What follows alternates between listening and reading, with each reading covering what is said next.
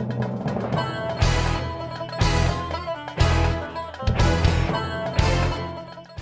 Assalamualaikum. Selamat datang di podcast Nyantri Kilat bersama saya Atika.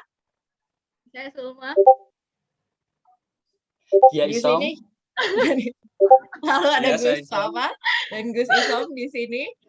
Jadi dalam langkah Hari Santri Nasional pada tanggal 22 Oktober, kami Nyantri Kilat menghadirkan Gus Papa dan Gus Isom untuk mengisi podcast pertama kita, podcast perdana kita di hari ini.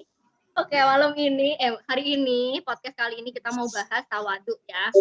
Oke. Kenapa Jadi- milih tawaduk? Kenapa milih tawaduk? Jadi persoalan tentang tawaduk awal mulanya adalah karena banyaknya santri atau santriwati yang malu-malu mengakui dirinya sebagai santri di dunia sosial media.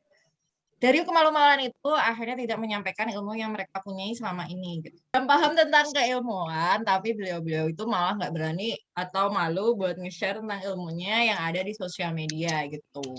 Karena ngerasa itu bukan keahliannya. Terus ketika memang ada beberapa tokoh atau beberapa public figure di Instagram dengan keilmuannya yang jelas orang-orang udah paham keilmuannya tinggi, tapi di situ tuh kayak mereka open Q&A box gitu tuh kalau ada tanya tentang keilmuan tuh malah banyakan tuh malah aduh jangan tanya saya tapi tanya sama ini aja gitu soalnya dia lebih tahu lebih paham gini atau nggak mau jawab tentang persoalan itu padahal kan sebenarnya orang-orang yang pada tanya tuh penasaran beneran gitu loh terus pengen ngerti beneran tentang keilmuan yang ditanyain gitu kayak kasus yang terakhir gitu Zulkarnain, Ustadz Zulkarnain. yang udah meninggal itu kan istilah terakhir kan Tengkozul. case terakhir kan tentang hal itu ya tentang hal itu. Nah tapi yang aku lihat itu orang-orang tuh bukannya malah benerin tapi mereka kayak malah bercandain itu tuh nggak kayak gitu yang bener tuh kayak gitu. Nah harusnya kan kita orang-orang atau santriwan-santriwati yang memang udah paham ilmunya itu tuh ya ada prevention duluan gitu loh, bentuk prevensi dulu yang ngajarin dulu kayak nggak usah terus ngata-ngatain kan nggak semua orang tuh paham tentang hal itu gitu loh. Ini konsep tawaduk dari keilmuan menurut kalian bertiga sebenarnya gimana sih? Jadi disclaimer semuanya ini based on opinion gitu. Jadi Lanjut. masih bisa diperdebatkan. Iya. Oke lanjut tawaduk secara keilmuan menurut Sulma. Kalau secara keilmuan sih aku sebenarnya nggak tahu ya, karena aku sih secara praktek aja kalau diriku sendiri mencoba tawaduk itu masih susah. Soalnya yang namanya tawaduk itu kan bukan berarti kayak orang yang nggak mau duduk di depan, terus dia menempatkan diri duduk di belakang, tapi dalam hati itu dia sebenarnya merasa pantas untuk duduk di depan, cuman dia pengen duduk di belakang aja gitu. Bukan karena kayak gitu. Tapi sebenarnya tawaduk itu sepaham itu dari dalam hati sih, maksudnya tergantung niatnya dari masing-masing. Ketika dia memang merasa dirinya itu memang nggak lebih dari orang lain, itu aja sih yang aku tahu. Tuh.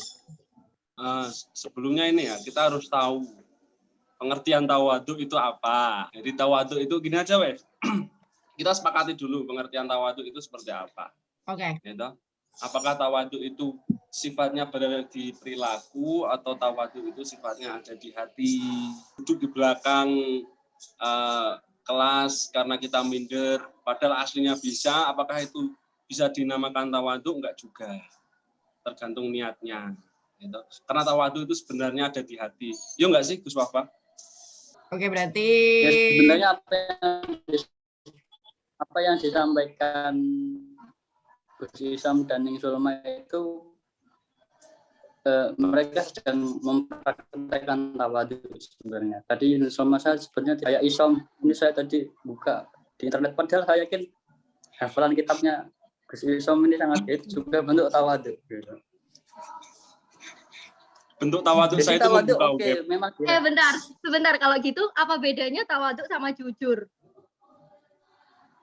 Ya, tawadhu itu kan tawadhu ya setahu saya ya dari akar katanya sendiri kan artinya rendah. Ya, artinya rendah atau merendah.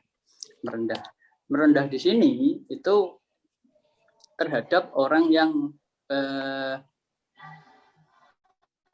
derajatnya di atas kita. Bisa karena tua, bisa karena keilmuannya, antara berilmu atau memang untuk apa mengklaim ini tawadhu atau enggak itu ya dari hati. Belum tentu orang yang misalkan di depan kiainya nunduk-nunduk atau di depan dosennya nunduk-nunduk juga belum tentu tawadhu juga. Ya. Karena mungkin di belakang ya sambil apa jenenge. Nah, itu lebih ahli. Makanya tawadhu itu tadi kan kembali ke pengertian aslinya itu tempatnya itu ada di hati. Rendah hati, ini bahasa Indonesia nih. Ya kan, Gus? Bukan rendah diri. Yeah. Rendah diri itu kan pesimis. Yeah. Nah, jadi apabila kita kok merasa ada kemampuan, kita merasa ada si faktor X yang apa ya? Merasa lebih lah intinya ya. Kenapa enggak kalau mau bukan show off ya, tapi kalau kita sudah diberi apa jenenge kesempatan untuk tampil, kenapa enggak gitu. Jadi jangan terus mengatasnamakan tawadhu. Tawadhunya dalam ini aja, masih dalam konteks kesantrian. Seumpama seorang santri mau ikut dakwah ya sompanya. Terus dalam platform digital ngono kae ya yang dibahas tentang agama. Kalau wis rada ngelantur-ngelantur ning politik ya itu berarti based on opinion. Masih bisa didebat. Masih debatable. Tapi nek wis santri apa wis membahas tentang agama, membahas tentang fikih, membahas tentang ilmu-ilmu keagamaan ya kenapa enggak? Oh, dia juga bisa kan. Oke, sebenarnya kalau kan mungkin kalau di nyantri kilat itu banyak yang bukan dari pesantren juga ya. Nah, kayak mungkin mereka yang nyari ilmu itu tuh konsepnya juga nggak ngikutin kayak yang ada di taklim talim gitu. Mereka nggak ngerti adab kayak gimana, maksudnya adab mencari ilmu seperti apa gitu. Nah, kalau tawadhu di prakteknya di pondok pesantren itu sebenarnya gimana sih ini buat teman-teman yang umum biar pada tahu. Ini kayaknya kalau yang kayak gini Gus Isom saya paham. Mulai dari Gus Isom. Maksudnya aku sama Fafa orangnya nggak tawadhu. Kita apa gimana sih? Bukan. Maksudnya nek neng pondoke beliau itu di Mayong itu ada kelas adabnya, iya kan? Oh iya benar. Aku tak mondok Mayong aja Pak ya, Som. Di Mayong tuh ada kelas adabnya. Di Demak sama di Krapi ada nggak? Di Mayong tuh ada, maksudnya tuh memberikan apa namanya? Marengke unjukan tuh gimana lewat gitu kan. Punya itu gimana. Habis itu tuh kayak gitu tuh ada gitu loh. Namanya di sebagian pondok pesantren itu ada yang benar-benar mengedepankan sifat tawadhu dalam hal prakteknya langsung. Cuman itu harusnya itu bisa apa sih istilah setiap santri itu harus bisa paham konteksnya. Objek yang dihadapin itu siapa? Contoh kalau itu kiai ya full apa namanya sifat tawadhu dan tata krama adab asor itu benar-benar dilakukan. Terus kepada orang yang lebih tua, pada orang yang lebih alim itu dipraktekkan. Tapi nek mung sekedar gitu, seumpama kita di halte terus ngantri terus kita nunduk-nunduk amit nyuwun sewu itu ya nggak sejauh itu. Jadi kita mengajarkan apa namanya table manner apa Mbak Sulma?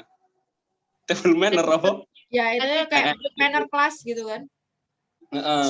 Itu juga kita Table manner mengajarkan itu di meja tekniknya sama. juga enggak saklek terus pokoknya kudu ngene ning ngarep wong tua kudu ngene. Pokoknya ngene ning ngarepe wong-wong kudu ngene, enggak. Konteksnya seperti apa dulu.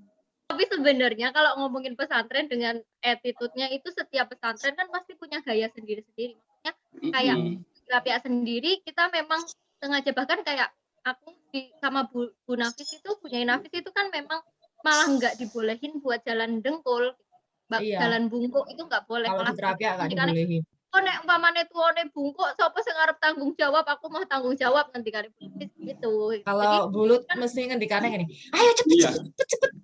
Oh, Iya, itu kan lebih metode, jadi nggak ada istilahnya salah dan benar. Ya. Hanya metode saja. Tapi Kalaupun di Timur Tengah juga orang yang mengajarkan adab, itu juga kita kalau menerimanya kaget. Karena adabnya di sana dengan adab di sini juga berbeda. Di sana biasa wae gitu loh. Jadi kembali ke ini aja sih, apa namanya, di mana lah lihat konteks sih. Jadi ada istilahnya tawadhu itu penting dan ada istilahnya tawadhu itu juga nggak perlu. Nggak perlu kita praktekkan, nggak perlu kita aplikasikan gitu. Kebetulan saya itu mondoke ya cukup lama dan pindah-pindah. Jadi saya cukup memperhatikan soal adab dan perilaku dari setiap pondok yang saya pondoi. Itu memang berbeda-beda. Hazanah, Gus. Jadi ya istilahnya gimana? Hazanah. Ya. Jadi memang setiap daerah, setiap kiai, setiap bunyai itu memiliki standar adabnya yang berbeda-beda. Kalau saya lihat, seperti kalau saya dulu di Pati ya, dengan guru itu nggak terlalu sampai nunduk-nunduk sampai berjalan dengan dengkul, dan itu nggak sampai segitunya. Intinya santri taat peraturan, tidak melanggar, itu sudah bentuk tawaduk dia, bentuk taat dia kepada kiai. Terus saya di Kudus itu juga kalau di Kudus dilelah kan kumpulnya dengan ustadz-ustadz, jadi dengan kiai intinya itu memang jarang ketemu. Ya. Tapi kalau dengan kiai intinya itu memang ya tadi nunduk-nunduk jalan dengan itu. Tapi kalau dengan ustadz itu ya masih ya hormat, tapi tidak sampai terlalu lebay gitu. Terus di Kerapia, kalau di Kerapia kan mungkin satu komplek dengan komplek yang lain itu beda. Ya. Di Mbah Yai Najib, di Bu Nafis, mungkin beda-beda. Ya. Jadi di Kerapia itu memang akhlaknya itu otodidak. Jadi terserah dia maunya versi apa. Belum lagi yang pondok mahasiswa. Saya kan juga di pondok mahasiswa. Jadi di pondok mahasiswa ya sama kiainya tuh ya biasa. Jadi saya nongkrong sama Pak Mustaqim itu biasa, di angkringan sama Pak Mustaqim biasa, kadang merasa dijak ngopi itu biasa. Artinya apa yang tertera seperti jalan menunduk dan lain sebagainya, oke, itu baik. Kayak di Jawa Tengah dan Jawa Timur itu tentu beda banget. Sangat jauh ya kalau dibandingkan santri Jawa Timur dengan santri Jawa Tengah. Yang susah ini Gus, kalau kita sama pondok pesantren kan kita saling paham lah. Kita saling paham, oh di pondok ini kayak gitu, maksudnya bukan level ya, batas kita tawadhu'nya seperti itu, di pondok seperti ini seperti itu, beda-beda kan. Yang susah itu karena kita menjelaskan itu kepada orang awam aja. Iya. Karena untuk saling menerima perbedaan susah. Kayak orang awam dulu awak dewe, kenapa kita harus kiai bilang A, kita harus sama kiai itu aneh gitu. Ya. Tapi nggak usah orang awam, nggak usah orang awam. Aku pun aneh ketika aku merasa enggak sih, maksudnya ketika di pondok tahu sih? Aku pun ngerasa aneh langsung. Iya, enggak, maksudnya karena aku ngerasa kultur shock tuh, maksudnya sempat. Hah? Iya, terus. Enggak, aku juga ngerasain culture shock soalnya. Ketika aku dari Kerapia, dari Wonosobo, terus habis itu ke Betengan kan. Aku sempat di Betengan itu, di sana memang konsepnya sama Pak Yai Bunyai itu memang nggak akrab gitu loh, nggak deket kayak yang di Krapyak dan di Wonosobo. Memang takzimnya modelnya gitu. Kalau di Krapyak, di Wonosobo itu kan ketika kita ketemu Pak Yai Bunyai itu malah kita tuh nyamperin gitu loh, mendekat, salim gitu, nyapa gitu. Itu malah bentuk takzimnya kayak gitu. Tapi kalau pas di Betengan aku tuh malah diajarinnya kalau ada Pak Yai Bunyai kita bisa mungkin malah ngilang gitu. Kalaupun terpaksa ketemu kita langsung matung gitu lah. Aku tuh belum pernah ngerti konsep kayak gitu dan kayak merasa sebagai anak yang bisa mondok terus gitu. Jadi sebenarnya kayaknya orang aku sendiri yang di pesantren aja ngerasa aneh gitu, sempat apalagi orang awam. Iya, ada pondok pesantren sing tasawuf ya Gus ya. Tasawuf kan gitu kan. Itu sampai gimana tuh? Gimana ya, tuh? Ada interaksi dengan seorang guru itu kan sangat apa jenenge hal yang gampangannya tabu, sakral. Kita minimal itu harus tidak boleh melihat wajah beliau. Jadi iso dungkro. Kalau ngomong itu harus merendahkan suara, tidak boleh lebih tinggi suaranya. Ya tergantung referensi sih.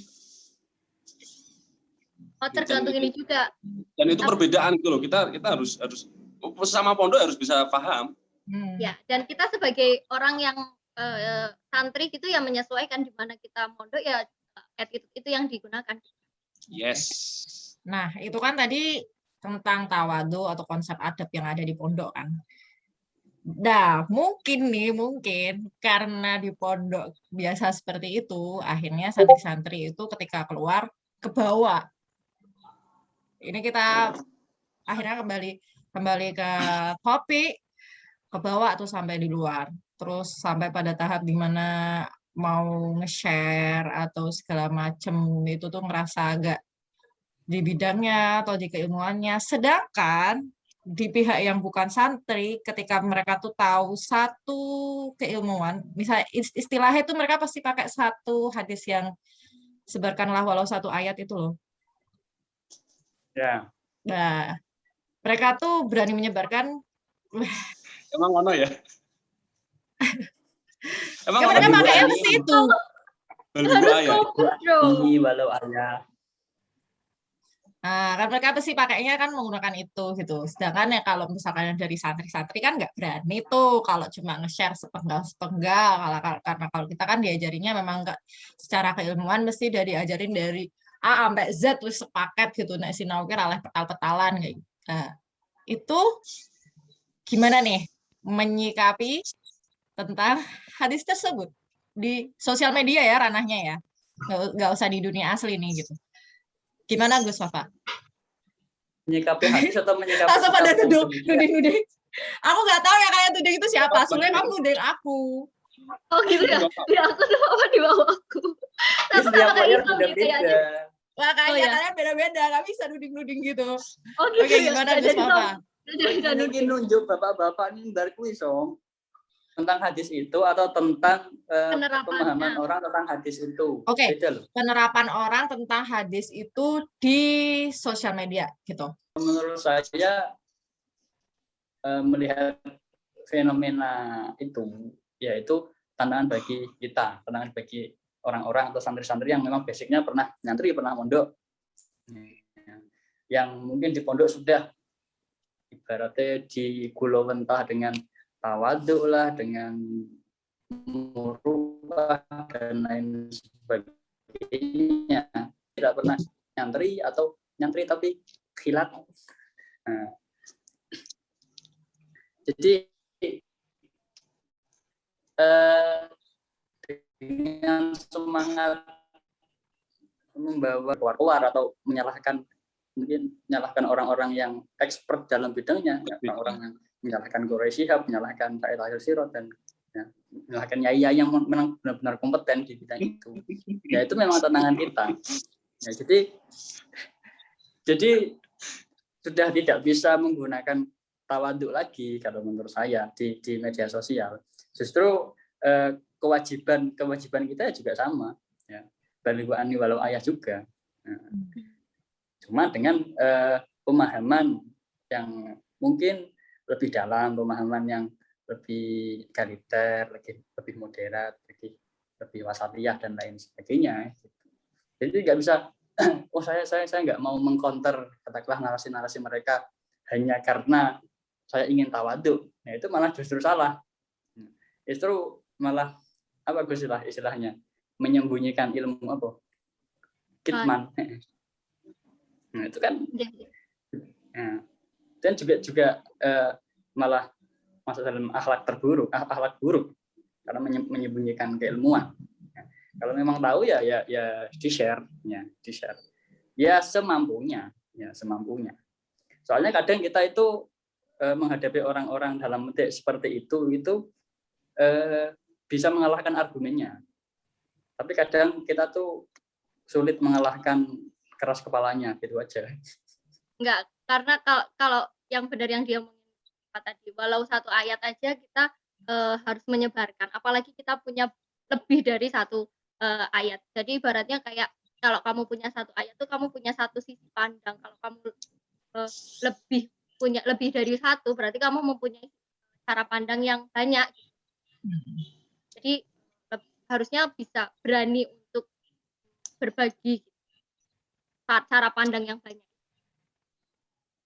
Ya tentu dengan catatan kita tidak merasa paling benar gitu kan. Oh iya.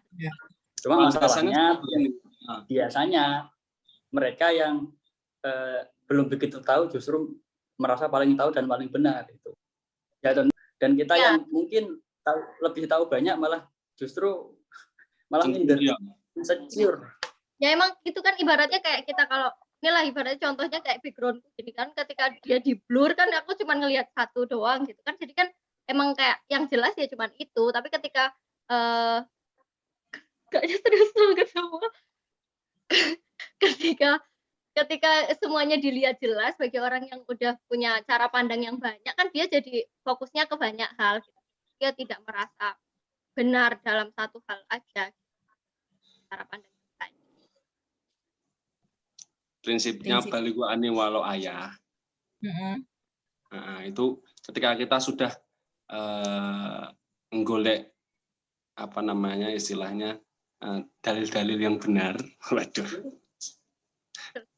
Dan kita sudah punya dalil itu, sudah punya pegangan itu, sudah punya rujukan itu, ya udah sampaikan.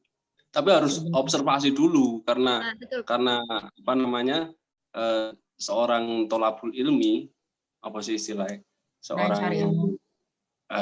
seorang santri itu aib kalau bagi dia nek mengeluarkan sebuah statement tapi gak ono rujukane gitu.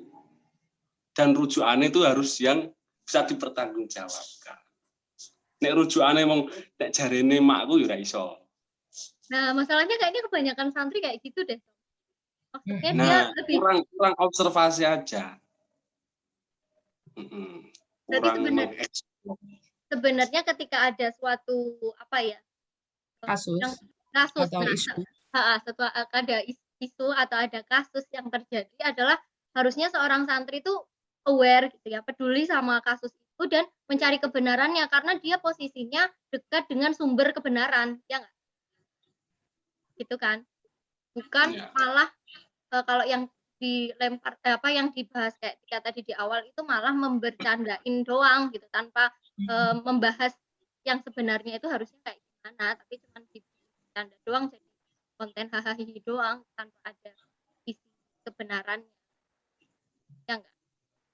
Kan dia punya tanggung jawab, dia sebagai santri punya ilmu, punya dekat dengan sumber ilmu, dekat dengan kebenaran, dia harusnya peduli dengan apa yang lagi bergulir nih di sosmed gitu.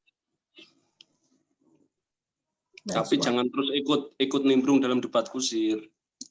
Gimana tuh? Nah itu tengah-tengah itu. Ya, kalau udah mulai debat nggak ada ujungnya ya udah waktunya aulia smooth. Oke. Karena kalau kebenaran nggak disampaikan juga Nabi Muhammad menyampaikan risalah kita nggak bakal Islam. Tur Nabi Muhammad juga kalau udah ketemu orang-orang yang kepala angel kayak Gus Fafa gitu, itu terus ayatnya terus turun wa'arid anil apa Gus? Jahilin. Wa'arid anil musyrikin. Terus pokoknya campakanlah itu orang-orang yang susah dikandani. Ya, Wis angel pas kepala campak aja. Yang perlu digarisbawahi itu gini, Pak, menurut aku kadang itu kita itu salah istidlal. Kita salah mengambil dalil atau kita salah menggunakan dalil. Jadi balighu anni walau ayah itu harusnya dalil yang digunakan oleh para kiai, oleh para bunyai, oleh para orang-orang yang berkompeten. Itu. Jadi karena mereka sudah berkompeten, mereka memiliki tanggung jawab untuk balighu anni walau ayah. Masalahnya dalil itu kadang bukan kadang ya sering dan banyak sekarang semua merasa semua merasa berkompeten akhirnya gitu. Padahal orang yang belum kompeten harusnya dalilnya tidak itu. Dalilnya ya minimal lah tolabul ilmi fardhatun gitu lah. Artinya mereka masih yang salah ini Gus. Konsep tawadu itu terus disalahartikan saya merasa nggak kompeten selama-lamanya. Karena saya itu orang tawadu. Nah, itu yang salah. Ya. Meskipun dia seorang kiai ya. Mempunyai ilmu lebih tapi malah tawadu dan nggak nyampein keilmuannya gitu kan intinya. Kalau gini, kalau Fafa bilangnya bahwa itu dalil harusnya Pak Yai. Jadinya santrinya nggak mau nge-share dong, semakin nggak mau dong. Kan pakai dalil yang apa tadi? Yang tolabul ilmi. Tolabul ilmi. Enggak, maksudnya kadang kita kan salah menempatkan dalil, salah menempatkan diri kita dan salah mengambil istidlal gitu loh. Itu poin saya. Poin saya itu. Nah, biasanya mereka yang mengatakan balighu anni itu malah biasanya itu yang tidak berkompeten. Justru yang berkompeten tuh nggak perlu mengatakan balighu anni walau ayah. Tinggal nge-share aja. Kan gitu. Yuhu. Oke. Tapi yang jelas yang namanya tawadu itu tidak menghinakan diri sendiri dan tidak menghinakan diri sendiri dan orang lain juga tidak terhina juga. Gitu. Tengah-tengahnya gitu kan akhirnya tawadu. Biar kita nggak rendah diri, ya kan? Biar kita nggak rendah diri dan orang lain tidak merasa tersakiti karena sikap merasa lebihnya kita. Itu kan tawadu. Iya. Ya enggak? Iya. Kalau balik yang sosmed tadi, aku malah keingetan, aku tapi lupa ya nama bunyainya itu siapa, pokoknya ngendikan bunyainya itu malah pas Sabtu itu kan kita emang pas FGD itu kan bahas tentang respon pesantren terhadap fenomena hijrah style itu. Nah di situ malah forum group discussion. Forum group discussion. Jadi di situ ada FGD bahas tentang respon pesantren terhadap fenomena hijrah style. Nah ini mungkin yang aku lupa nama bunyainya siapa. Ini bunyai Jawa Timur. Dan beliau tuh udah sepuh gitu loh, bukan beliau tuh bukan bunyai muda gitu. Beliau tuh udah sepuh, malah beliau tuh di situ tuh pas waktu itu ngasih pendapat. Kenapa sih nggak kita ini bunyai-bunyai kayak kita ini atau setidaknya kalau kita nggak bisa gitu. Kenapa sih nggak sediakan waktu 30 menit untuk memberikan ilmu kita ke sosial media kayak gitu malahan. Itu tuh aku malah yang kayak wow, kok beliau kepikiran sih kayak gitu loh. Padahal kan sebenarnya kalau kayak ada menghilang. Kayak kalau kalian yang mengajar di pondok ini kan kontribusi udah pasti ada udah pasti ada gitu kontribusi nyatanya untuk bagi ilmu kan. Ya gitu kan. Nah, terus kayak ngapain nge-share lagi ke sosmed gitu. Aku kan di sosmed tuh pengen seneng-seneng doang. Ngapain gue di sosmed juga bagi-bagiin. Gue kan pasti puyeng gitu loh. Aku tuh pusing ya. Uang nih sosmed kayak seneng-seneng. Aku bare kudu ngajar juga udah ning sosmed kan mesti kebanyakan mikir gitu. Tapi beliau tuh malah menyampaikan seperti itu gitu. Aku tuh malah salutnya dengan beliau tuh, beliau kok kepikiran kayak gini ya gitu. Gitu aja sih. menjadi kontribusi itu nggak harus kita yang menjadi pusat semestanya. Maksudnya kita yang mencari referensinya, nggak perlu kita yang buka kitabnya mencari dalilnya, itu aslinya juga nggak perlu juga. Kalau bisa seperti itu baik, tapi seandainya nggak bisa seperti itu, ya minimal kita nge-share, reply atau nge-share, riset dari orang-orang yang kompeten, misalkan pembahasan apa gitu, ada dari Buya Husein atau dari Habib Ja'far atau dari Nadir Shah Hussein, dan itu kan kita tinggal riset aja. Iya benar. Intinya kalau kita itu diam, tidak mau menyuarakan kebenaran atas nama tawadu, itu yang salah. Oke. Kalau sekarang kan alhamdulillah emang sebenarnya itu banyak kayak yang udah kontribusi itu banyak. Ada yang udah banyak, ada yang belum juga. Yang banyak ini cuma sayangnya SDM mungkin ya. Jadi mereka nge-share tapi SDM-nya mungkin nggak paham nih caranya. Kenapa kayak yang tadi dijelasin, kenapa kok malah yang muslim apa itu kok malah munculnya paling atas, karena mungkin nggak ngerti yang namanya caranya ngatur biar di search engine tuh paling atas tampilannya gimana, itu kan nggak tahu, nggak ada semuanya di situ gitu. Terus habis itu kemarin tuh ya alhamdulillah kayak kemarin ada yang namanya IC channel, IC itu intinya Asosiasi YouTuber Santri Indonesia. Di IC itu isinya tuh banyak santri-santri kayak gitu. Kontennya itu beneran sebenarnya api-api, akeh banget, tapi mentah banget. Maksudnya nggak kabeh itu sebagus nggak kabeh sebagus itu. Terus habis itu tuh kayak masih ya kepentok di SDM sih kayak gitu. Terus di Instagram juga sekarang kan udah banyak banget kan akun-akun reposan atau akun-akun yang beneran niat kayak ala santri lah, apa sih akun-akun santri-santri yang lain tuh yang niat-niat beneran apa? Santrenku, santren guru, nyantri kilat. Ya udah ada timnya.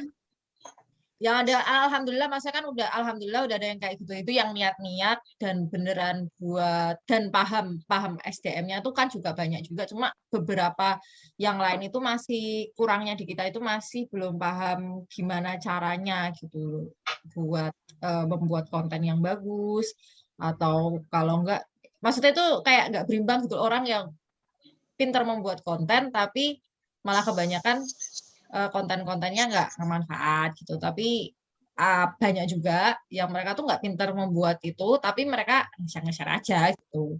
Itu tuh ada ya. Sekarang alhamdulillah itu sudah banyak yang mau bergerak seperti itu. Nggak salah kan sebenarnya, kontennya tuh mentah banget tuh nggak masalah, karena menarik engagement orang-orang tuh. Kadang orang tuh butuh yang mentah banget dari kita, masuk originalnya kita kayak gimana, tapi bisa jadi mereka tuh ya butuh yang konten yang benar-benar terlihat bagus gitu. Jadi mungkin benang merahnya gitu kali ya, untuk biar teman-teman santriwan santriwati atau teman-teman yang lain berani untuk memposting atau membagikan keilmuannya di sosial media, karena realitanya emang masih banyak yang mentah. Berani nge-share tuh nggak masalah, atau ya, tapi intinya tuh mesti nanti akan berjalan ngikutin biar gimana kontennya akan lebih bagus terus-terusan kan kalau kayak gitu tuh. Tapi yang penting konsisten nge-share aja. Memulai untuk itu kan, memulai untuk menjadi SDM-nya. Mau memulai aja. Saya itu ya bukannya piye ya. Beberapa akun besar itu saya dimintai pertimbangan untuk nanti kontennya ini, nanti mau bikin akun ini dan bla bla bla. Jadi saya itu bantu mikir, ya. Saya bantu mikir ya beberapa akun yang cukup gede lah, cukup gede. Nah, tapi saya nggak melaksanakan, saya nggak jadi adminnya, saya nggak jadi itunya. Tapi di balik itu saya membantu mengarahkan, oh ini bagusnya ke sini, kalau Quran bagusnya bahas ini, kalau pesantren ke sini. Jadi ada yang bagian memikirkan itunya, ada bagian yang mengeksekusi itu menjadi sebuah konten, kemudian ada bagian nanti yang ngisi-ngisi kontennya, misalnya ada narasumber Kak seperti ini. Jadi memang idealnya seperti itu. Nah, biasanya akun-akun pondok yang mungkin masih akun-akun pondok kecil-kecilan termasuk pondok saya itu ya adminnya jadi satu, sing anu jadi satu sih. Ngantri kilat. Iya kan. Harusnya kan idealnya seperti itu. Nah, ya itu tantangan kita di era sekarang itu seperti ini. Apakah santri membawa HP itu santri dilarang membawa HP itu masih relevan atau tidak? Nah, itu kan perlu dipertanyakan lagi. Di sisi lain katanya mau mencerdaskan kehidupan bangsa, tapi santri ini dhewe nyekel HP ra oleh. Tapi di sisi lain kalau santri dicekeli HP, ya ngono kae. Konsumsi. Itu memang tantangan kita. Oke, jadi gini, kan pada akhirnya itu semuanya itu kembali ke SDM. Mau ide sebesar apapun itu kembali ke SDM. Jadi karena ini udah kita semua yang nonton konten ini adalah orang yang udah aktif di sosmed, orang yang peduli sama dunia sosmed, yang udah hidup. Nah, ketika ada apalah kita ikut andil dalam dunia sosmed ini mau diwarnain kayak apa? Nah, itu sih monggo diambil sendiri-sendiri mau ngambil bagiannya di hal apa yang positif aja. Dan udah nggak saatnya lagi berlindung, nggak mau produktif, nggak mau andil karena tawadu. Dakwah tidak hanya sekedar ngomong bla bla bla bla bla bla, tapi juga perlu di strategi ada yang memanajemen itu. Ya intinya karena tawadu itu kaitannya dengan hati, jadi pengaplikasiannya tawadu itu keras ke dalam. Jadi pokoknya hati ini dewe tawadu gitu loh. Dalam kita bersosial media, kalaupun itu kita sudah mempunyai dalil yang kuat, nggak usah tawadu lagi. Maksudnya mengatasnamakan tawadu itu aku nganu bisa goblok ora kon males. Benar. Nggak mau cari referensi, nggak mau cari sumber yang benar. Baik, alhamdulillah setelah obrolan panjang kali lebar dan kali tinggi teman-teman, kita membahas tentang tawadu. Sorry. Tentang praktek tawadu di sosial media seperti apa. Tadi udah dijelaskan bahwasanya letak tawadu itu ada pada hati, terus habis itu relevansi tawadu di sosial media itu seharusnya seperti apa, maksudnya masih relevan atau enggak itu.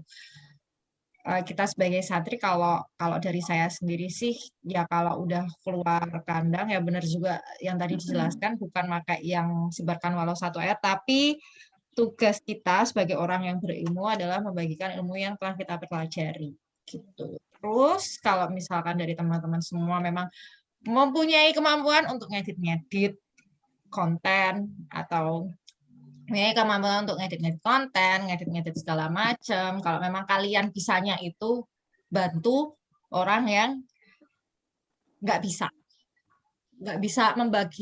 bisa membagikan dengan cara yang kalian bisa kayak gitu. Kan karena memang mungkin yang berilmu nggak paham tentang caranya gimana gitu. Lah kita dari situ adanya kolaborasi dari teman-teman semuanya biar kita bisa menciptakan konten-konten yang bagus. Jadi kita bisa sama-sama kontribusi untuk membagikan ilmu. Jadi konsep tawaduknya itu beda gitu. Misalkan kalian memang nggak bisa di ilmunya nih, nggak bisa dalam ilmu agamanya, tapi kalian bisa di ilmu IT-nya, ya udah kalian bantu dari situ aja. Gitu. Mungkin itu bisa jadi closing atau enggak ya? Sama. Gitu ya kali ya.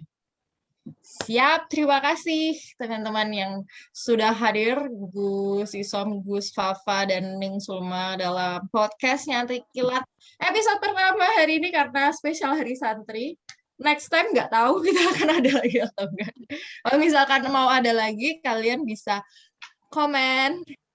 Terus kalau kalian suka konten kayak gini, kalian bisa share Gitu. Sekian dari saya. Wassalamualaikum warahmatullahi wabarakatuh. Wah. Waalaikumsalam.